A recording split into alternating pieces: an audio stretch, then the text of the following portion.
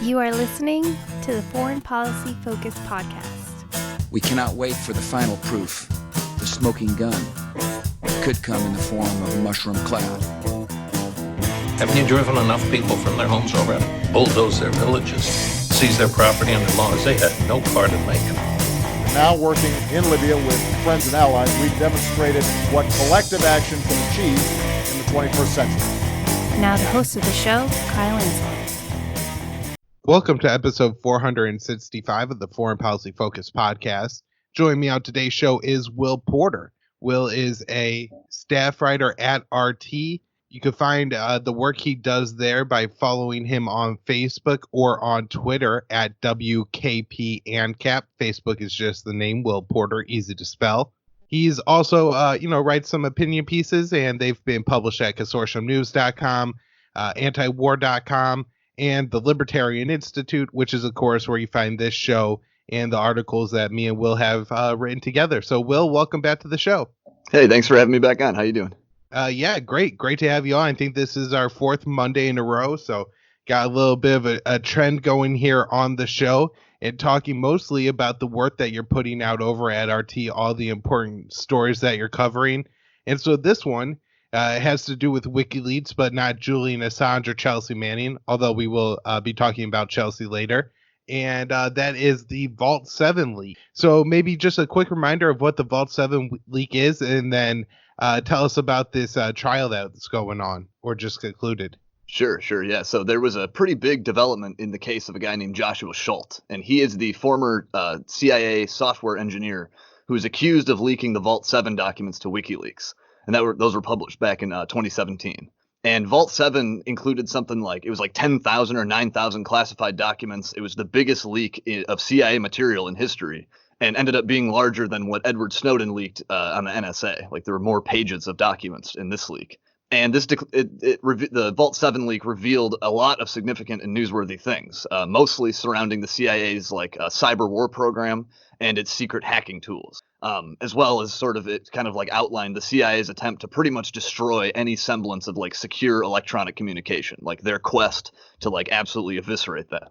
And so some of these tools that were, revealed in this disclosure, it showed that the CIA could crack into smartphones, into computers and web browsers, smart cars, smart TVs, basically any modern device.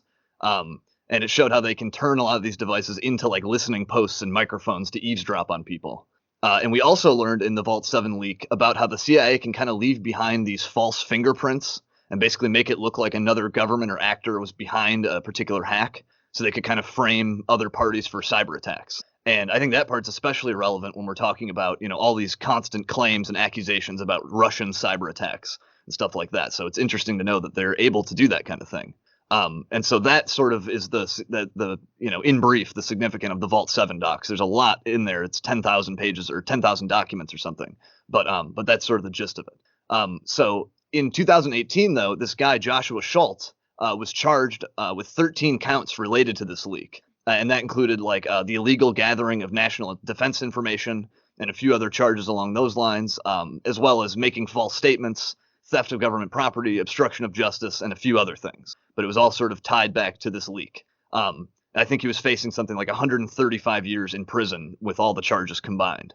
And actually another wrinkle in this case, before this guy was even indicted for the leak, for anything related to the leak, in the summer of 2017, this Joshua Schultz guy was also arrested on child pornography charges, which the feds say they found on a computer during a search of his home. And so this guy's defense says that he ran a company that hosted a server and that he was not aware of what that server was being used for. And that was where this child porn stuff comes from. I'm not really sure if these are trumped up allegations or whether the stuff was planted there. I don't really put that past the government, or whether this guy actually was just a weirdo. But the point here is that he was actually in prison already by the time he was ever charged for this leak. And so he was already behind bars for these child porn allegations. And he'd actually left the CIA 2 years, or at least a year before any of this happened. I think he quit sometime in 2016. And so this Joshua Schultz guy, his trial finally started back in February, and it went on for about 4 weeks. And it was somewhat like a hectic and chaotic kind of proceeding. You had the judge at one point dismissing a juror because the juror had researched the facts of the case outside of the courtroom against the judge's orders, apparently. And that juror was supposed to be replaced, but they never were. They were just kind of like left off, and the jury kind of came to its verdict shorthanded. And so the latest development on this case is that this jury was completely deadlocked, and they could only agree on 2 of the most minor charges that Schultz faced in this case. And those were contempt of court and making false statements to the FBI. And they could not find him guilty on any of the charges directly related to the leak. Any of the stuff about national defense information and all that, they were deadlocked on that. And so because of all this, the judge had declared this thing a mistrial. And so basically this whole proceeding is just like thrown away now. And this guy's defense team, the Schultz defense team, had actually requested a mistrial ruling previously. But as far as I understand, he had requested it on different grounds than what the judge eventually decided to do it for.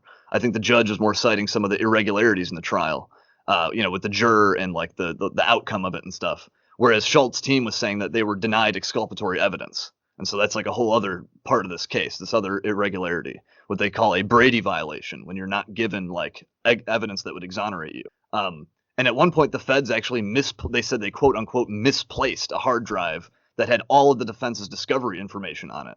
And I guess the defense never ended up getting all of that evidence back. And so part of the reason they had requested a mistrial is because of this. So that's sort of how this leak case has turned out. It ended in a mistrial, and the jurors were unable to agree on any of this and on any of the leak related stuff. And he's going to be tried separately for the child porn stuff. So that's like a whole other case. The defense had convinced the judge to like break it into 2.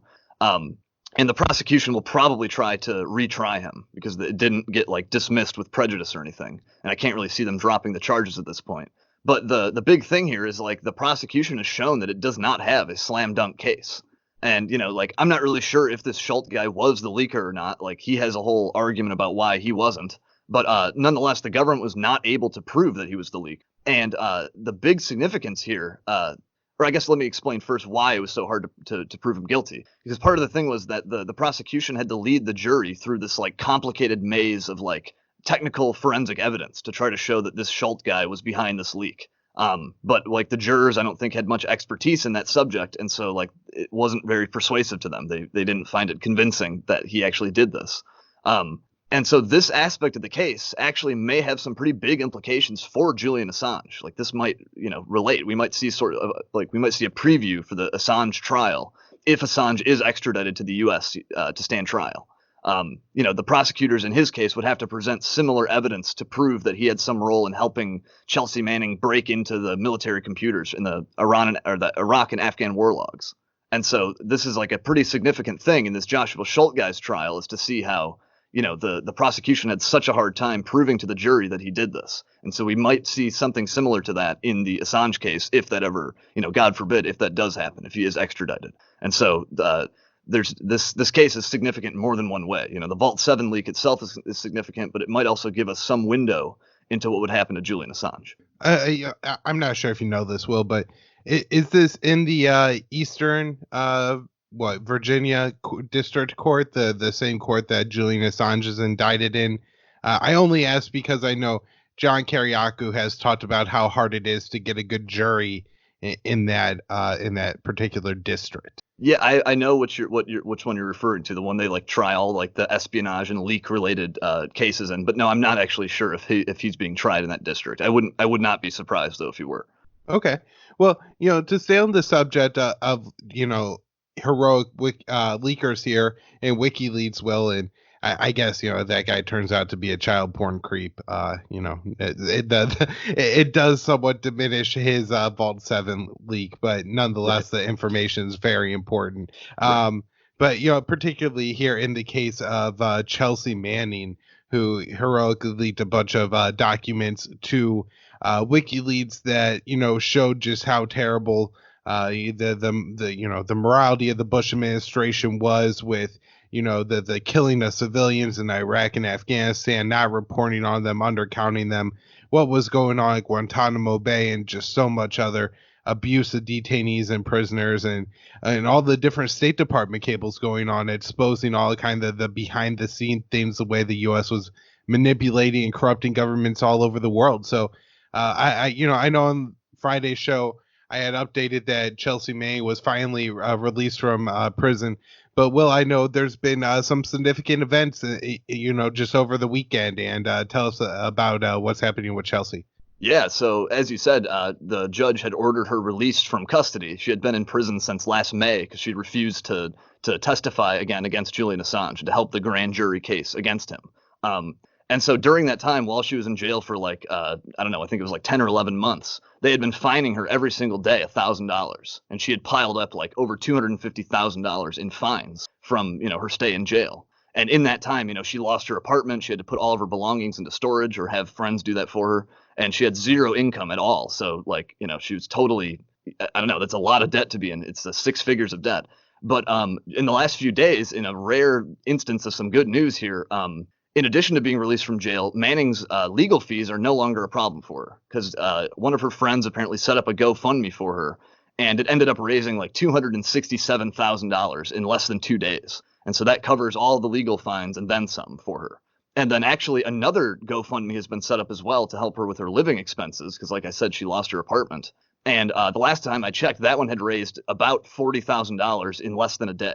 And their goal was 30,000. So they've already blown past the goal very quickly. So that's another, I think a great development in the Chelsea Manning case. Up until now, she's been such mostly a tragic figure, the whole story of her story from the leak to her imprisonment to the suicide attempts and stuff. But now hopefully, things will start changing for her, I would hope. Right. One interesting part that I didn't get into was at the end of, I guess, when they're talking about releasing Chelsea Manning, one of the things that the defense or her lawyers had a chance to do was to appeal to the judge to waive this fine that was imposed. Obviously, it didn't work to compel her, to testify, and so then it's a punishment. And I think it shouldn't stand, kind of following the same logic and reasoning that we, got to having this fine and the whole grand jury system and what they're trying to compel her to testify against Assange, and that's what this was all about.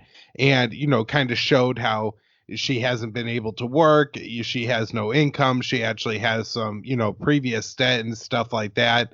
And, this is a real problem. The judge in Norday said it would be easy for Chelsea Manning to make money. And, just kind of looking at the nature of things right now. And I, just read before this podcast that the CDC is recommending for the next 8 weeks that, not to have gathering of 50 or more people. Well, if the thing that Chelsea Manning could kind of do going forward is speak and, go out in public and talk about, defeating grand juries or, her heroic leads or what other issues that she's into, that's not going to be able to happen for some time. And so I think that living expenses one is really important.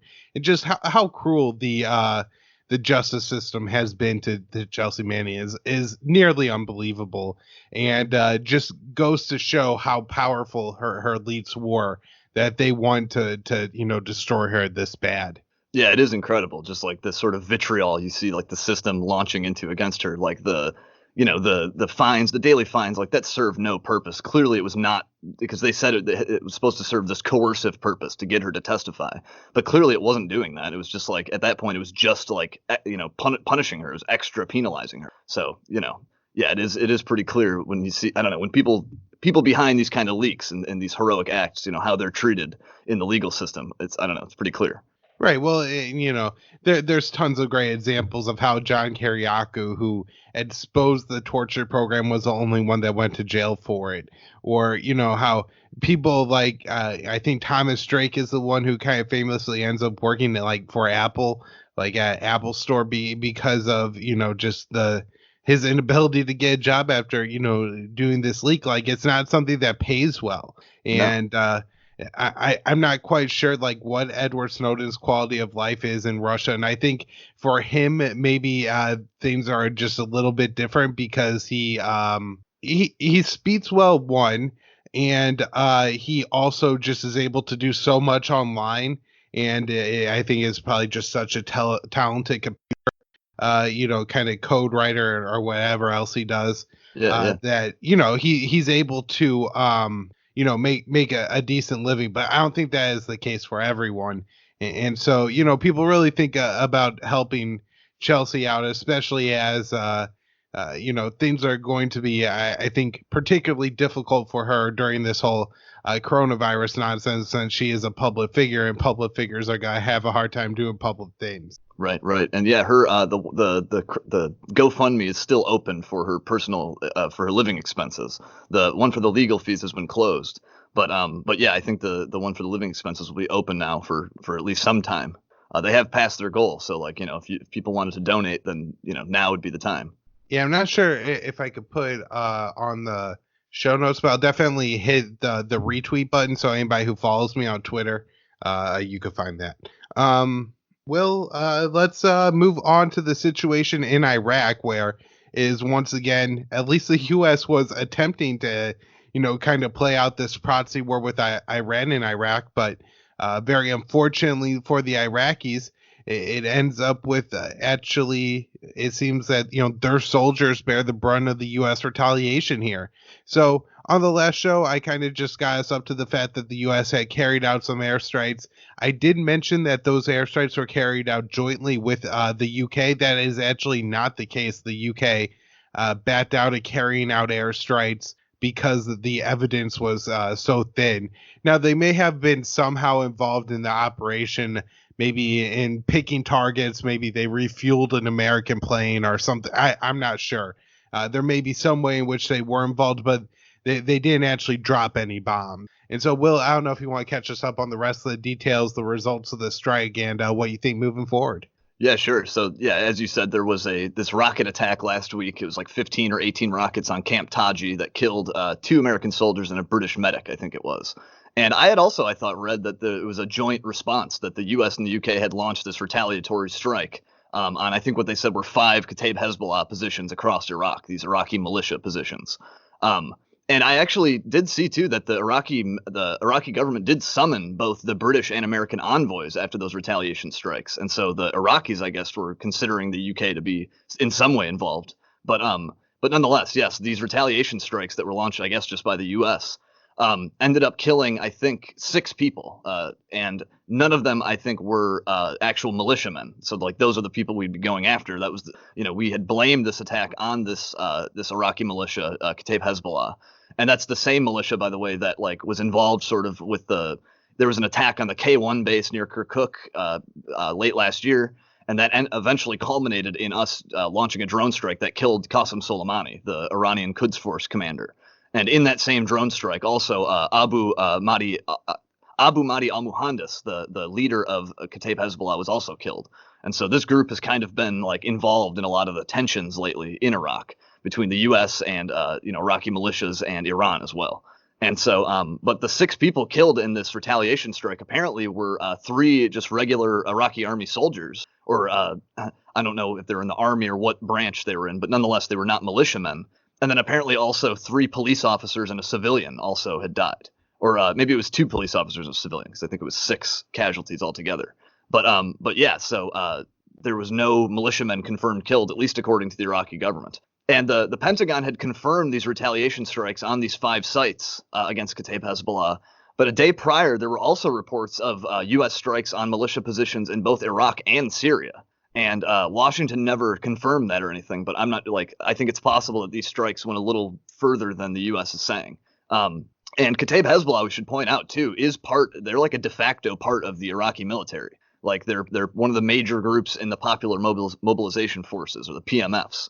And they're sort of recognized as a legitimate group. They're not it's not like the Baghdad government does not consider this militia to be some terrorist cell or something. They're basically part of the military. But like I said, the Iraqi government was not too pleased about these retaliation strikes, especially because they had killed some of their soldiers. And they summoned the American and British envoys, saying that these airstrikes had violated Iraqi sovereignty, and that even if there's an attack on Camp Taji, they said it doesn't justify foreign military operations on our soil. And so they were not happy about that. And then actually the latest I had seen on Saturday, there was another rocket attack on the same base, where I think it was even a larger attack. It was 30 rockets this time or something. And maybe I don't know. There's often conflicting reports about the numbers of these things in terms of the number of rockets and casualties. Maybe you'd seen different. But as far as it looks like, it seems like this retaliation strike from the U.S. did not deter any kind of rocket. Like it didn't stop this kind of attack, because an even larger one came just a few days later. So I think that's like the latest that I'd seen in Iraq. Right. Well, one part of deterrence, Will, has to be you're inflicting, the punishment in some way on the people that you're trying to deter. And so it seems like in this situation, for some of the Iraqi militaries, Iraqi Shia militias, for the parts of the Iraqi military that are too close with the U.S., they're also kind of enemies too. So I think it's quite possible that, if the U.S. ends up bombing Iraqi army forces, if it was actually Kataib Hezbollah that carried out, the rocket strike, then bombing someone in retaliation against you, they're bombing your enemy. So I think if that's the case, then you would want to do it more. I also think it's at least suspect if, this is the Iranian-backed, quote unquote, if you look at the mainstream media, Shia militia that was behind it. There's certainly a lot of groups and a lot of people that are not very happy with the U.S. in Iraq, and it ranges from the Sunni groups and people like the Islamic State or Al Qaeda in Iraq, all the way to the Iraqi Shia nationalists that want the U.S. to leave as well, or the Iranian maybe more Shia religious types that just want the U.S. to go because of their support of the Ayatollah or something like that.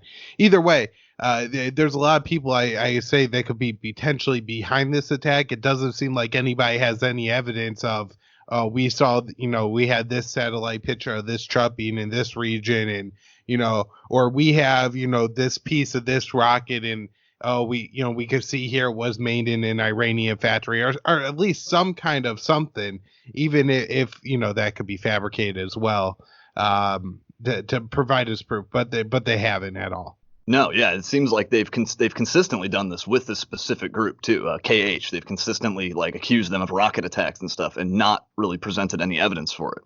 And as you're saying, if you're one of these other groups, say you're the Islamic State or something, if you're a Sunni group, then you're glad to see the Iraqi regular soldiers get bombed too. Well, then yeah, that would totally incentivize you just to keep launching these attacks. If you can launch the attack and then also have the Americans launch a quote unquote retaliation on your enemy, how would that? It doesn't really seem to deter much. That would just incentivize precisely what they're trying to stop. And so, yeah, it's not totally clear at all to me who launched these rocket attacks. I guess there was indeed an attack. Some people died in it. But, yeah, it's not clear who was behind it. No group has taken responsibility as far as I know. Yeah, I agree with you on all that. And then I think there's another part of this, too, where you have CENTCOM head General Kenneth McKenzie kind of coming out and saying, well, we know it was this group because this is a group that does it every time. And so it relies on the fact that in the past they've accused KH without evidence. And it's just like the Syrian chemical weapons attacks. Well, how many of those have we had to debunk? Because everybody knows Assad gasses his own people. He keeps doing it over and over again. So he must have done it this time too.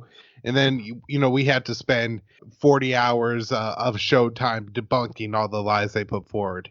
Yeah, this also kind of reminds me too of some of the Russiagate stuff, because they'd say that we know that they carried out this hack because of previous hacks, where it's just turtles all the way down. If you look at those previous hacks, they never proved it in that case either. So yeah, they're just establishing this quote unquote track record, but in no case do they ever prove it. And so we see that kind of model being replicated over and over again, all over the from the national security state. That's sort of their MO, I guess. So I think before we wrap up here, Will, it will be interesting, because we've talked about it for the past, 3 weeks on the show, to kind of discuss the coronavirus a little more. I guess I will say from, the first time I talked about it and we talked about it on the show till now, I never thought the current situation, the governor of my state just announced that schools will be closed for 3 weeks, that all gatherings of over 25 people can't happen, and that includes retail stores, although grocery stores and pharmacies have exemptions to that. Restaurants are going to be takeout only, and just a lot of places around the city are closing. And so I guess I really didn't think my life would be impacted this much. Now, I'm still not so sure how many Americans are going to suffer from this as compared to, the fact that this is an illness and, nature is, terrible at times and kills some people. I'm not sure how dangerous the pandemic is. Obviously, take care of yourself, wash your hands, follow any guidelines that you feel, should be followed. But at the same time, just the level of disruption to our lives is really crazy right now. Yeah, a lot has happened in the last week, especially here in the U.S. But also worldwide too. Like there's been a lot of pretty big developments. So just this week, the World Health Organization declared this thing a pandemic. The first time I think we had talked about it, I had described it as that just because like it met the definition. It was transmitting across borders.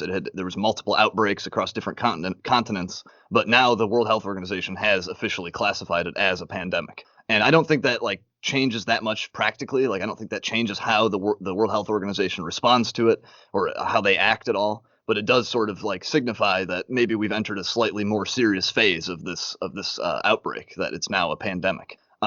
But in the U.S., we also had on the national level, we had the Trump administration declaring a national emergency on Friday over this virus, as several countries around the world have already done, declaring, like Italy. I think Spain has like a national lockdown right now. Many countries are in that sort of state. But in our case, in the U.S., triggering a state of emergency basically just means that like this emergency fund is unlocked for various purposes, like sending money to state governments. And I think it also expedites certain procedures, like it cuts down some of the red tape. And in my locality, too, in Michigan, our Governor Whitmer, called a state of emergency as well earlier this week. And that involves some of the same restrictions in terms of like limiting public gatherings, closing down the schools, I think, for 3 weeks. So, yeah, there's pretty big disruptions on the national and local levels in a lot of places. But in terms of the national emergency aspect, that's not totally unheard of. The Obama administration declared a state of emergency in 2009 during the swine flu, or H1N1 they called it. And we talked about that one on a previous show, and I talked about how that one was a huge outbreak that infected hundreds of millions of people around the world. And so I don't think we've quite reached the level of that outbreak yet, of the swine flu. And then, of course, Donald Trump has already declared a national emergency in his time in office. I think maybe even twice, but definitely one over the immigration issue. And I think actually every single president since like the mid 70s has declared at least one national emergency. And so that alone should not like be a big cause for worry or panic because we're in a state of emergency. Like that's not that uncommon. But some other things that have happened this week are fairly uncommon. We had on Wednesday, the Trump administration instituted a travel ban for all travel from Europe. And it was announced in this big Oval Office address, televised. And a few parts of the address were kind of botched. Like Trump had initially excluded the UK for some reason from the travel ban, but then he later reversed that. And that's I guess, going to start on Monday. Now they're banning travel from the UK. And I don't really know why they would have excluded the UK because they also have plenty of cases of this virus, just like several other European countries. But Trump had also screwed this up by saying the ban was going to apply to cargo and goods and they would affect trade. And he later went back on that as well. I think he had said something about like there was something wrong with the teleprompter. He misread the teleprompter. But I've seen other people speculating that he like saw the effect that this was having on markets. And so he reversed the trade aspect. He said that actually, no, this only applies to like people, not cargo. But also on Wednesday, he announced some like economic measures as well. Like there's going to be like $200 billion in tax relief for certain people. And they're going to make low interest loans for small businesses. The Small Business Administration is supposed to be like injecting capital and liquidity into the markets and stuff to try to counteract the effect of this.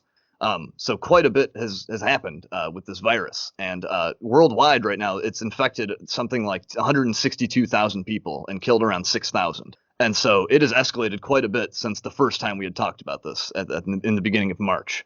At that time, like 2 weeks ago, there were 87,000 cases and 3,000 deaths. And so we're talking like it's like doubled in the last 2 weeks in terms of like the worldwide disease toll.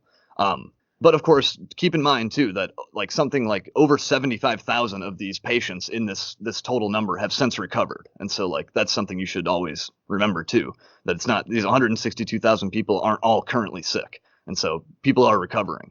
And the major growth in the numbers we're seeing is largely because there's now several like major hotspots for this virus. You have a few across Europe, especially in northern Italy. And then you have one in Iran and South Korea, like major clusters there. And then, of course, in the U.S., it's beginning to spread pretty well, too. Like we have like 3,200 cases here and 60 fatalities. And so, yeah, this thing has grown pretty big. But like, I would still say there's major risk to this. Of course, we talked about in the last show how like, the risk of the healthcare system being overwhelmed. There's sort of like a phrase going around now, I forget exactly what it is, like soften the curve or something, reduce the curve. And there's like these graphs that show a line that represents like the capacity of our hospitals and then like the curve of like infections. And like the idea is to keep that curve below the line of like so the hospitals can deal with them. And so the deal there is people are being encouraged to socially, isolate themselves, social distancing, they call it, and, washing your hands and things like that. So, yeah, there's a few other major developments we can get into as well, or at least other like newsworthy things about this virus that happened this week. But I'll let you respond first if you want.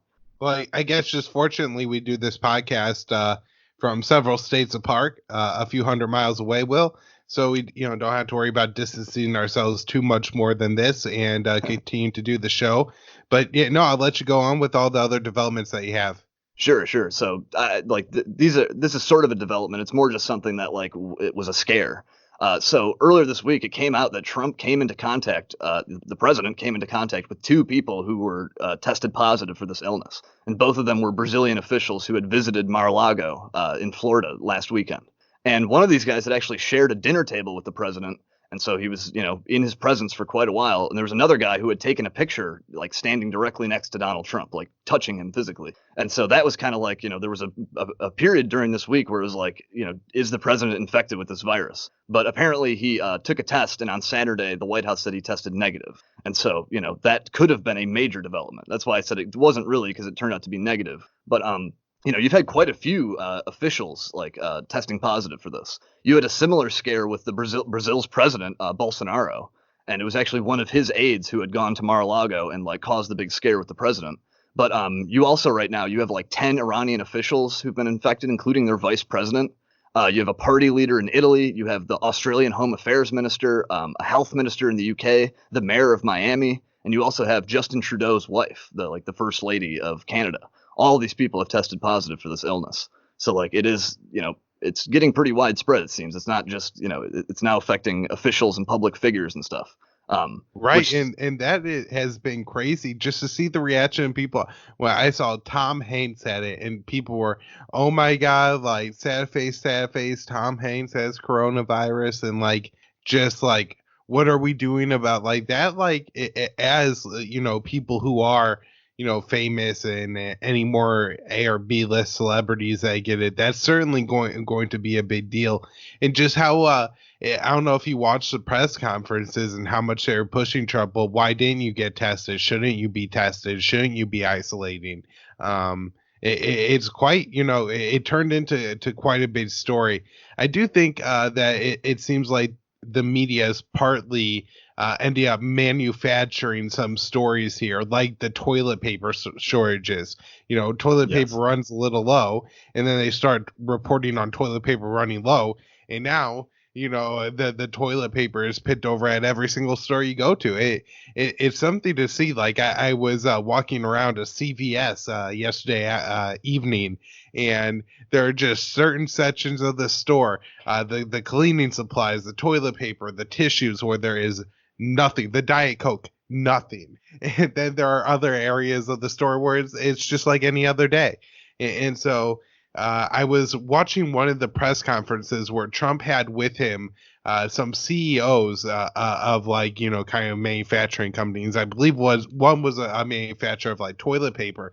And somebody asked when toilet paper would be back on the shelves as normal. And he goes, toilet paper doesn't prevent you from coronavirus. You know what I mean? The only reason there's a shortage of toilet paper is because everybody's buying it every day. The shelves are full in the morning. They're just empty in the afternoon because everybody's bought it all. Right. We see these sort of spikes of panic buying. And for some reason, people are going with toilet paper, which is sort of a weird thing. I don't know, you'd think maybe food or something would be on the first, there's a step before you get to toilet paper, eating, that you'd have to take care of first. But it is kind of unfortunate. I think some people are kind of being like, inconsiderate by just like buying. Like I've seen videos of people fighting over this in the store. Like some ladies trying to buy like, a giant pallet of toilet paper, and people are mad about that. My sister actually was telling me she had seen, like, she'd witnessed fighting break out in a Walmart near her, and they actually, I think, temporarily closed the store because there was so much like fighting and drama and stuff over food or over goods, toilet paper. And so that is a little ridiculous. And I think the media does help to drive that sort of panic buying, like it becomes a story that, oh, toilet paper is running out. And so everyone goes out and gets it. And I had also seen some things, too, that like, these companies are working out their supply chains and stuff. And like they don't expect these shortages to be like permanent or anything. This is not like we're not like clearing out the shelves permanently and they're not going to be filled back up. But yeah, we are seeing like a spike in this panic buying. Well, I know I had cut you off like 5 minutes ago. So if you have more to add on coronavirus, go ahead and do that. If not, make sure you tell people where they can find your work and whatever you got going on. Yeah, so there's one last story. Maybe we can close out on this one. And this one was more just interesting more than anything. It's not so much like important, I guess. But you had this Chinese foreign ministry spokesperson come out. This guy, I think his name is Zhao Lijian. And he posted a tweet accusing the U.S. of like creating the coronavirus outbreak, basically. Like he's like passing along a very similar talking point that you'd hear in like some conspiracy circles, saying that, quote, it might be the U.S. Army who brought the epidemic to Wuhan, like the city where the outbreak began. And he basically accused the U.S. of like covering things up here as well. And I think what he's referring to, the U.S. Army did participate in this international sporting event in Wuhan last October. And so like that's what I guess he's talking about. But, of course, he presented no evidence of this, of this being the case, that the U.S. Army had anything to do with this. But I think you had mentioned this, too, off air. I think this is sort of just a response in kind to people like Senator Tom Cotton, who has like come out and openly mused about whether the virus had escaped from the big virology lab in Wuhan, and sort of suggested it might be like, the Chinese government's doing. And so I think probably they're just like slinging mud and slinging conspiracy theories back at American officials. But nonetheless, this tweet did result in the Chinese envoy to Washington being summoned by the State Department, where he was sort of chastised for that. And I don't think the Chinese government has come out and like refuted this or contradicted what the spokesperson said. So, this might have been approved on some level, him coming out and sending this tweet. But it was just an interesting little moment there that like the Chinese foreign ministry spokesperson is, passing along this kind of conspiracy theory. Right. And it just, goes to show how, I mean, everything's always politicized, and, the U.S., no matter what our politicians are doing, they have a little bit of blowback of some kind, whether it's, mudslinging comment or, a more serious like terrorist event. There's just always consequences to what we're doing with our foreign policy, and Tom Cotton running his stupid mouth up may have landed us with another one here. Yeah, I mean, I think that's really what I got for today's show, Will. I mean, just continuing to, in the weeds moving forward again. I'm kind of less concerned about myself and my community with this coronavirus, but looking worldwide at some vulnerable places, North Korea, the current outbreak in Iran, Venezuela, Gaza are, I think, some of like the worst case scenarios that I have in mind, or prisons in any country. I guess be another one where you just really worry like, something like this could wreak havoc there. And but other than that, just hope for the best, and everybody, follow whatever, recommendations seem right to you, and probably wash your hands a whole bunch. So, Will, hopefully we stay healthy for the next week, and I'll have you back on the show next Monday to talk about the writing that you're doing at RT. Make sure you follow Will on Twitter at WKPANCAP. He tweets out all the stories that he writes. He also does on his Facebook page. Will Porter's easy to spell, although there might be a bunch of them, so he might be hard to find. I think he has a mustache in his picture. I do, yeah. That helps at all. And then check out the libertarianinstitute.org. You got an archive of some of the articles that Will's written there that I've written alongside Will. And then the news roundup that I put out and the show are on the homepage. Thanks, everyone.